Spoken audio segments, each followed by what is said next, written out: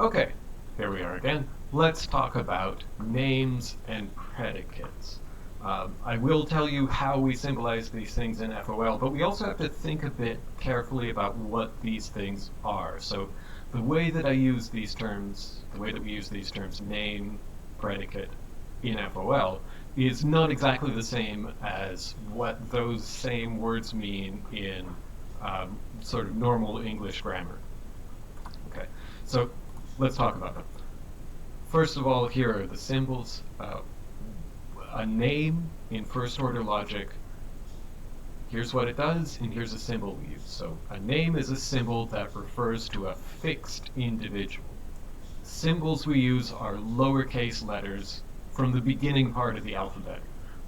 Which part of the alphabet is the beginning? The textbook's official answer is that it ends at R, and S through Z is something else, but I can never quite remember exactly where that happens, so do something reasonable. If you want to use S for a name, I probably won't catch it. Okay, what do we mean by referring to a fixed individual? So here's one way that names in FOL are different from names in ordinary life.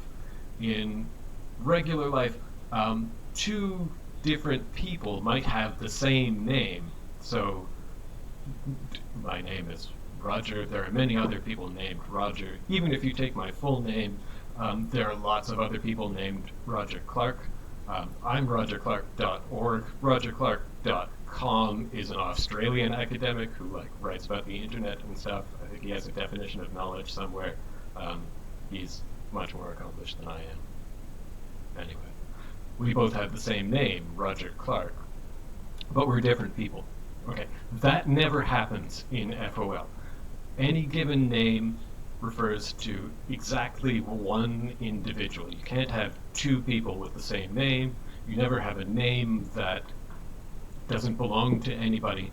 Any name we run into that is a lowercase letter from the beginning part of the alphabet points to, refers to, picks out one individual. And an individual can be any kind of thing. It can be a human being, it can be a horse, it can be a chair, it can be a point in time, it can be whatever you want to talk about. Okay, so just to clarify this, you could have two different names for the same individual. So Clark Kent and Superman are two different names of the same person. That's allowed, but you can't have any single name that refers to more than one person. You also can have individuals that have no names. My chair over here, it doesn't have a name. It's still a thing, but it doesn't have a name. You could give it a name, but it doesn't have a name. So, a single name always refers to the same unique individual. So if you have a name, say A, that appears in a premise of your argument and in a conclusion of the same argument, it has to be referring to the same person both times. And right, individuals can be anything you like. Okay, predicates, on the other hand, these are symbols that stand for incomplete sentences. And the symbols we use for them are capital letters. So let's take an example sentence. Say we have something like, Obama is tall. Oh, that's tiny. There we go, that's big.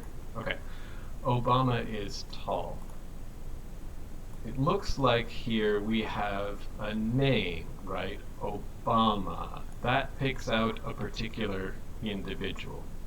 Now, as I said, in normal English, there are lots of people with that name. You can probably think of at least a couple of them. There's Barack Obama, there's Michelle Obama, there's Sasha and Malia Obama. I'm sure Barack has a parent who has a first. There are lots of people named Obama. There are people unrelated to him who have that name, probably. But if I make a claim like this, if you actually run into somebody saying this thing, that Obama is tall, unlike some other presidents, let's say, They probably have a particular person in mind. Okay, so if we wanted to symbolize this in FOL, we would pick a lowercase letter from the beginning of the alphabet. Let's say O to stand for Obama. And that would have to name that one specific person named Obama.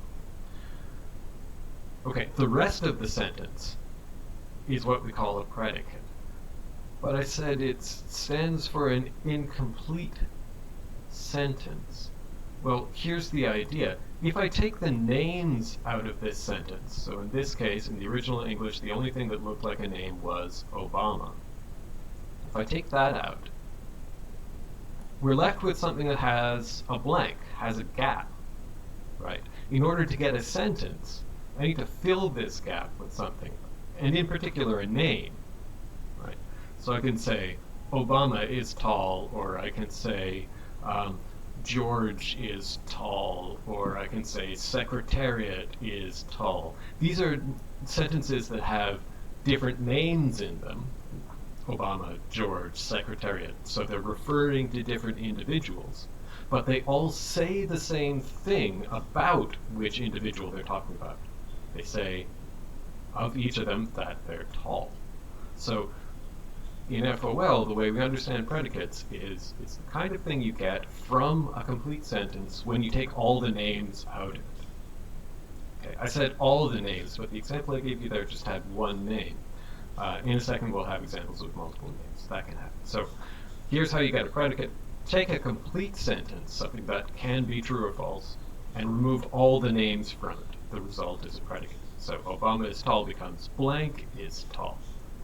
Now, we don't actually write out the blanks in FOL, because that is sort of hard to write out. And when you've got multiple names coming out of a sentence, you might want to keep track of which blank is which. So,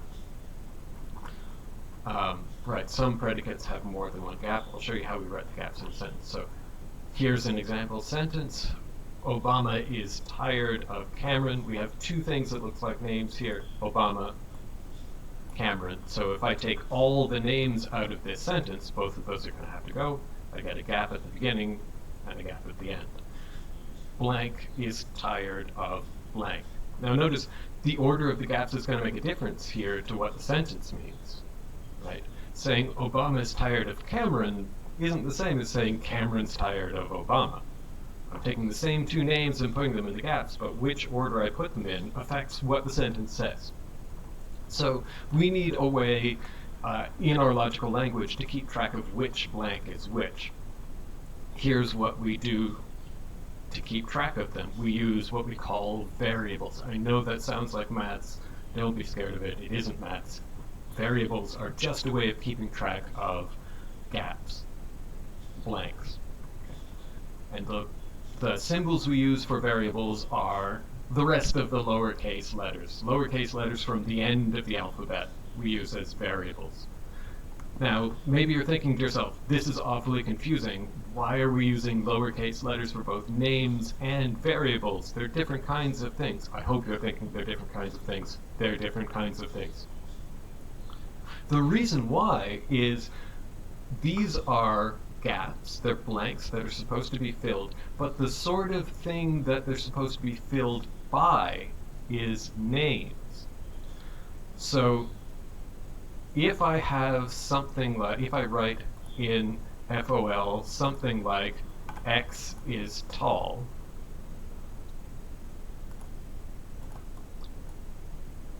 so X is tall, that's supposed to be like saying blank is tall.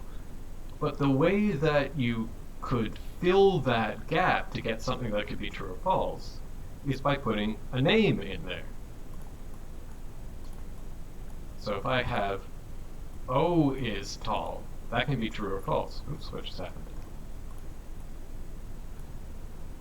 O is tall can be true or false. X is tall, that's incomplete. The way you complete it is by putting a lowercase letter in there. A lowercase letter from the beginning of the alphabet. Okay, so when we have something like Obama is tired of Cameron, which of course is different from Cameron is tired of Obama, we need to have a way of keeping track of the two separate gaps, right? The tiree and the tirer. That sounds really confusing. The person who's tired and the person who's tiring.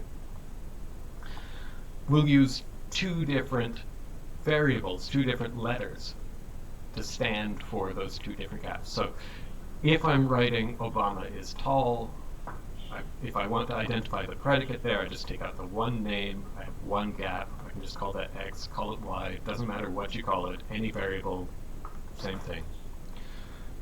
We'll often omit drawing out the actual blank and just write the variable letter, because that stands for a gap.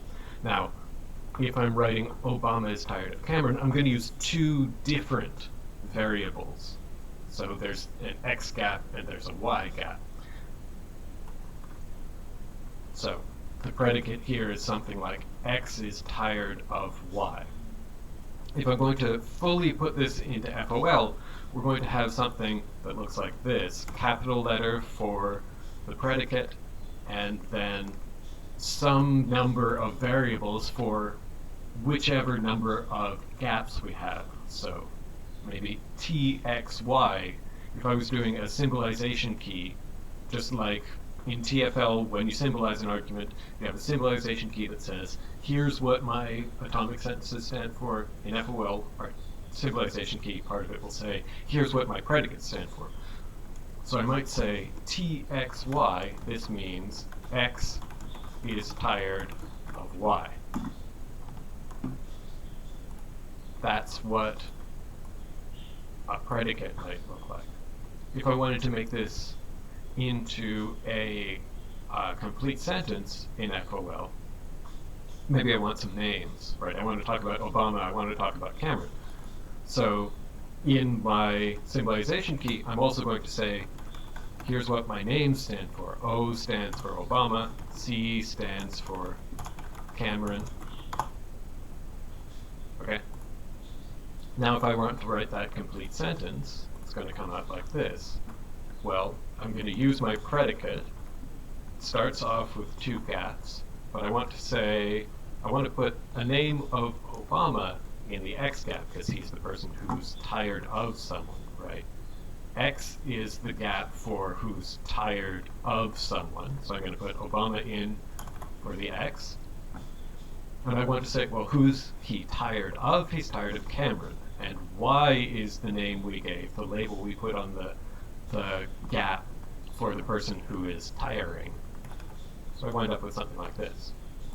So if I have this as my symbolization key, then this is how we would symbolize Obama is tired of Cameron. Okay, that's the very basics of names and predicates. I'll stop there.